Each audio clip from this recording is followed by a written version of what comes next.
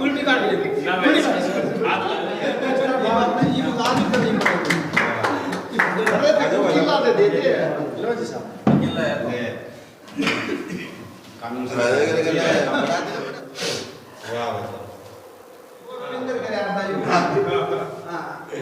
Course तो ले लिया था देख जाता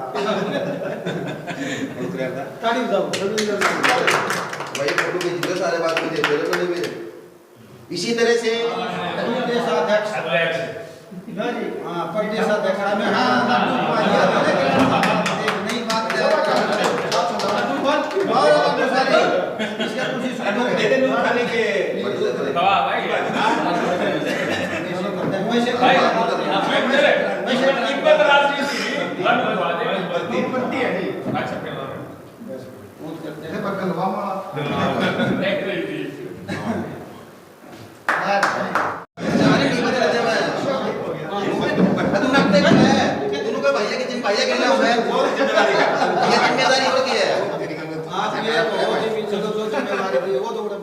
नमस्कार, मैं हूं अजय शर्मा और आप देख रहे हैं देसी दर्पण न्यूज़। इस वक्त हम प्राइवेट स्कूल एसोसिएशन की एक बैठक यहाँ चल रही थी और उस बैठक के बाहर मौजूद हैं और बैठक में क्या क्या निर्णय लिए गए हैं प्राइवेट स्कूल एसोसिएशन के द्वारा, उन निर्णयों के बारे में आपको बताएंगे।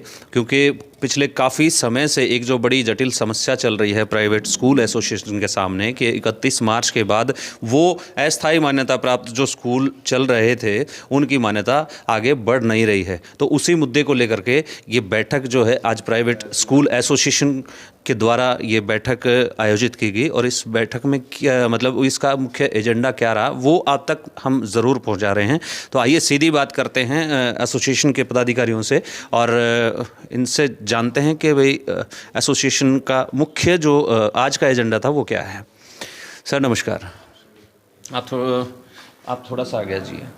आज का देवेंद्र जी, आज का जो एजेंडा था आज की बैठक का वो क्या एजेंडा था, क्यों आपको आज इकट्ठा होने की ज़रूरत पड़ी है यहाँ पर? आज का जो हमारा एजेंडा था मुख्य रूप से था कि जो हमारी कार्यकारिणी थी स्कूलों की उसका विस्तार किया गया। इसके अंदर हमने कुछ साथियों को जिम्मेदारियां सौंपी गई हैं जो अपनी जिम्मेदारियों को निभाते हुए स्कूलों को एकता के सूत्र में पिरोएंगे। इसके अंदर हमारे बहुत से साथी यहाँ पे आए जिनका हमें से दिल से शुक्रगुजार है। सर्वसम्मति से निर्णय लिए गए, साथियों की योग्यता के आधार पर उनको पद दिए गए और उन्होंने कहा कि हम पूरी जिम्मेदारी के साथ अपने पदों का निर्वहन करेंगे। इसके अंदर कई हमारे जो युवा साथी थे उनको एक विशेष कार्य सौंपा गया ताकि वो इस कार्यकारिणी के साथ मिलकर तन मन धन से इस हमारी ये कार्यकारिणी इसको आगे बढ़ाएंगे और स्कूल हित में काम करेंगे। बिल्कुल, आपके सामने जो पिछले काफ़ी समय से एक समस्या चल रही है, 31 मार्च तक जो डेडलाइन सरकार ने दी है कि जो अस्थायी मान्यता प्राप्त स्कूल हैं उन स्कूलों को आगे जो एक्सटेंशन नहीं मिलेगी, तो इस बैठक में क्या वो मुद्दा भी रहा कि या उसके ऊपर कोई चर्चा हुई है या खाली कार्यकारिणी का विस्तार इसमें बैठक में किया गया? इस मुद्दे पे भी चर्चा हुई है कि जो हमारी जो अस्थायी स्कूल है जो सरकार ने 31 मार्च के बाद बंद करने का आह्वान किया है उसके ऊपर काफ़ी विचार विमर्श आए और सभी ने एक मत के भी सभी स्कूल खोल लेंगे और सभी साथी एडमिशन करेंगे और इसके लिए हम सरकार के जितने भी प्रतिनिधि हैं उनसे मिलेंगे और उनको यह आश्वासन देंगे कि हम सरकार के साथ हैं और हमारे रोजगार को चलने दीजिए। समय समय पर कार्यकारिणी उन अधिकारियों से मिलकर स्कूल हित में काम करवाएगी। अच्छा, कार्यकारिणी आपने विस्तार किया है कार्यकारिणी का, तो कार्यकारिणी के बारे में हम जान सकते हैं कि कार्यकारिणी में कौन कौन पदाधिकारी, अभी नवनिर्वाचित पदाधिकारी जिनको विस्तृत किया गया है, विस्तार किया गया है, थोड़ा उनके बारे में थोड़ा सा एक बार बता दीजिए। हाँ, हमारी कार्यकारिणी के अंदर योग्यता के आधार पर हमने साथियों को सर्वसम्मति से चुनाया है, जिसके अंदर हमारे जो सीनियर उप प्रधान के रूप में अशोक शिवाजी को, हमारे जो संरक्षक थे उसमें जयवीर बुरा जी को, हमारे उप प्रधान में सुरेंद्र किराड़ जी को, जयदेव शर्मा जी को, हमारे क्या कहते हैं मोहित यादव जी को कोषाध्यक्ष के पद पर नियुक्त किया है। इसी तरह से हमारे क्या विकास फोकाट जी को, हमारे बलबीर सिंधु जी को, बलजीत दैया जी को, हमारे क्या कहते हैं हमारे साथ जुड़े हुए और हमारे क्या कहते हैं शर्मा जी को, सभी साथियों को उनकी योग्यता के आधार पर काम सौंपा गया और इन साथियों ने हमें आश्वासन दिया कि हम पूरी लगन के साथ इस कार्यकारिणी को 3 दुगनी रात चुगनी मेहनत के साथ और बिल्कुल क्या गए सारे रोहतक को एकता के सूत्र में पिरो देंगे। बहुत बहुत धन्यवाद आपका वशिष्ठ साहब। हमारे बीच में जयवीर बुरा जी हैं जो इस कार्यकारिणी में मुख्य संरक्षक के तौर पे जो जिम्मेवारी दी है। जयवीर बुरा जी से हम जानते हैं कि जो वर्तमान में जो समस्या है उस समस्या को लेकर के आगे की रणनीति क्या रहेगी। बुरा साहब नमस्कार। नमस्कार जी। देखिए, हमारी रणनीति जो है, सबसे पहले तो ये है 31 मार्च तक हम लगातार सरकार के प्रयास में हैं और पल पल पर हमारी बैठकें हो रही हैं। पूरे 90 के 90 कंस्टिट्यूंसियों में पक्ष विपक्ष के सभी विधायकों से, मंत्रियों से हम मिल रहे हैं और अभी 3-4 दिन पहले प्रदेश अध्यक्ष बीजेपी सरकार में हैं जैसे ओम प्रकाश धनखड़ जी, उससे भी मिले थे। उन्होंने आश्वासन दिया था और बिल्कुल हृदय की गहराई से उन्होंने कहा था कि मैं तुम्हारे साथ हूँ। तो उसे इतने गहरे आश्वासन के साथ हम पॉजिटिव हैं और सरकार में जैसे आरएसएस का संरक्षक हैं जो हरियाणा के, वो रविंदर सक्सेना जी, अभी उससे भी मिले थे। उन्होंने भी यही कहा था कि ऐसी कोई बात नहीं है, सरकार आपके साथ है और आप कोई रणनीति बनाइए। हमने एक नई रणनीति बना करके उनको सौंपी है और उसने कहा कि मैं बहुत ही जल्द आपके मुख्यमंत्री के साथ आप लोगों की बैठक कराऊंगा और आप डरिए मत, आप स्कूल चला रहे हैं, शिक्षा दे रहे हैं। शिक्षा देना कोई पाप नहीं है, एक पुण्य का काम है और आप इसको करते रहिए, सरकार आपके साथ है। तो सिर्फ सरकार ये चाहती है कि भी आप कुछ नियम बना करके आप अपने क्या स्कूलों को चलाएं। तो हमने एक नई प्लान बना ली है, वो सरकार को हम सौंपेंगे और सरकार का सहयोग भी लेंगे और स्कूल हमारे चलते रहें और आगे भी चलेंगे। जी बिल्कुल, ये थे जयवीर बुरा जी जिन्होंने आगे की रणनीति के बारे में बताया। एक और स्कूल प्रतिनिधि हैं, उनसे भी हम जानते हैं। विकास जी। हाँ जी सर। विकास फोगाट। हाँ जी सर। जी विकास जी, सबसे पहले तो देसी दर्पण न्यूज़ पे आपका बहुत बहुत स्वागत है। थैंक यू सर, आपका भी शर्मा जी। अच्छा, जो नई कार्यकारिणी का जो गठन किया है उस कार्यकारिणी में क्या कहते हैं कि आपको भी कहीं ना कहीं कोई जिम्मेदारी दी है, तो किस तरीके से उस जिम्मेदारी को आगे बढ़ाएंगे, क्या सोच क्या रखेंगे? मतलब देखिए सर, पहले तो आपका सबसे पहले बहुत बहुत धन्यवाद शर्मा जी कि आपके न्यूज़ चैनल ने हमारी आवाज़ को जो है आगे तक बढ़ाने का प्रयास किया। और मुझे आज सोनू सर, जयवीर सर और बाकी सारे सर इकट्ठे हुए यहाँ, इन्होंने मुझे प्रेस प्रवक्ता का जो पद दिया है, मैं इस पद को निस्वार्थ भावना से जो भी मुझे जिम्मेवारी दी गई है इसे निभाऊंगा।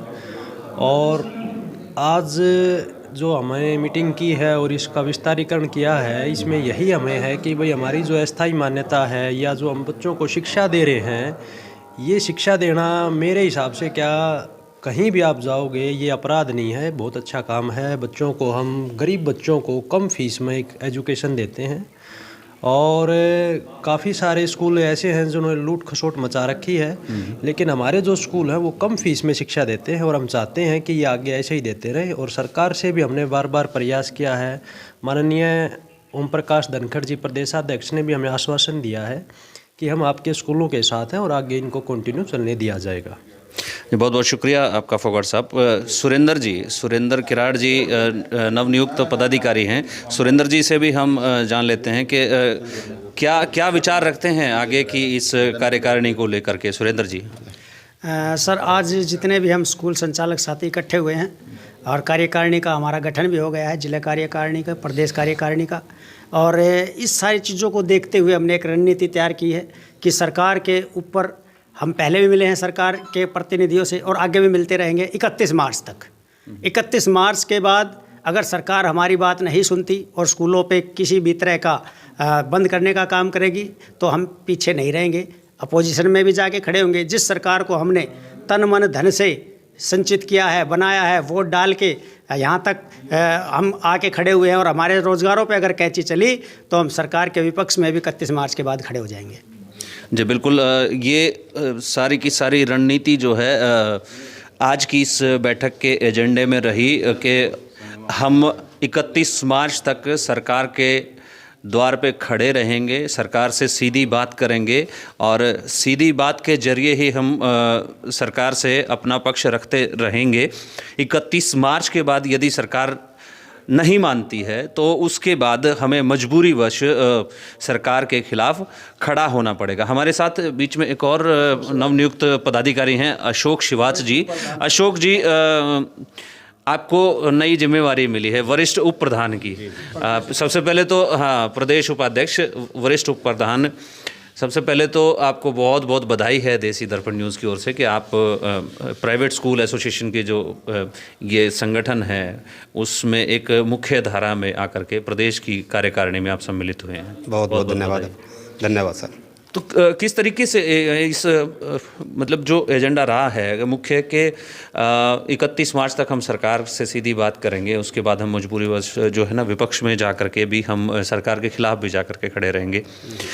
तो क्या लगता है आपको कि सरकार जिस तरीके से जो कदम उठा रही है, क्या लगता है, क्योंकि जो सरपंच एसोसिएशन की जो बात रही थी उसमें भी एक बीच का रास्ता, क्योंकि सरपंच एसोसिएशन ने सरकार से सीधी बात करी और वो एक बीच का रास्ता निकाल करके वो उस मुद्दे का कहीं ना कहीं सरकार ने समाधान करने की कोशिश की है, तो क्या इस मुद्दे पर भी ऐसा कुछ हो पाएगा? बिल्कुल 100% होगा। हम माननीय प्रदेश अध्यक्ष ओम प्रकाश धनखड़ से भी संपर्क में है, हमारे संघ के बड़े पदाधिकारी रविंद्र सक्सेना जी उनसे भी संपर्क में है, बाकी हमारे मनीष ग्रोवर जी उनसे भी संपर्क में है, और आगे अरविंद शर्मा जी जो हमारे सांसद हैं रोहतक के उनसे भी संपर्क में है, और उन्होंने सभी ने आश्वासन दिया है कि ऐसी कोई डरने वाली बात नहीं है, बीच का कोई रास्ता निकालेंगे ज़रूर, और हम सभी से संपर्क में हैं। अच्छा, सबसे संपर्क सीधे सीधे साधे हुए हैं, तो अब मतलब बहुत कम समय रह गया है, तो अब लगता नहीं कि कोई ना कोई कहीं ना कहीं सरकार को किसी नतीजे पे पहुंचना चाहिए? बिल्कुल सरकार नतीजे पे पहुंचेगी और हमें डरने की आवश्यकता नहीं है। हम कोशिश सरकार से विनती करेंगे, प्रार्थना करेंगे कि वो हमारी इस बात को माने, और वो माने भी गए। हमें उन्होंने आश्वासन भी दिया है कि ज़्यादा डरने की जरूरत नहीं है, आप कोई उनको बीच का रास्ता हमें दो, तो हमने उनको कुछ दिया भी है लिख के, तो उस पर सरकार विचार कर रही है और बहुत जल्द इसका समाधान भी होगा। हाँ, मतलब 31 के बाद स्कूल जो हैं, जो जिनको मान्यता नहीं देने की बात करी है, बंद करने की बात करी है, जैसा कि वशिष्ठ साहब बता रहे थे, 31 के बाद स्कूल लगातार चलते रहेंगे? बिल्कुल 100% स्कूल चलते रहेंगे। अच्छा, बिल्कुल ऐसी कोई डरने वाली बात नहीं है कि स्कूल को बंद नहीं करेंगे। स्कूल जो है शिक्षा का मंदिर है, और शिक्षा के मंदिर को कोई भी सरकार बंद करना नहीं चाहती। पहले इस बार सीएम साहब ने भी आश्वासन दिया था कि हम किसी का रोजगार जो है वो बंद करना नहीं चाहते। जी जी जी, शुक्रिया अशोक जी। आपने बारी बारी से सभी जो पदाधिकारी हैं, सभी पदाधिकारियों की बात, उनका अपना अपना जो नज़रिया है, अपना अपना पक्ष जो है प्राइवेट स्कूल एसोसिएशन का, जो आज की इस बैठक का जो मुख्य एजेंडा था वो आप तक पहुंचाया है। अब देखने वाली बात यह है कि 31 मार्च के बाद प्राइवेट स्कूल एसोसिएशन क्या कदम उठाती है, और 31 मार्च तक सरकार का कदम, अगला कदम क्या रहेगा? क्या सरकार 31 मार्च तक अपने पुराने निर्णय पर कायम रहती है, या इन स्कूलों को आगे चलाने के लिए कुछ और भी मोहलत देती है? ये भविष्य के गर्भ में है। तब तक मैं अजय शर्मा आपके साथ ऐसे ही बना रहूँगा। आप देखते रहिए देसी दर्पण न्यूज़। जय हिंद, जय भारत, जय हरियाणा।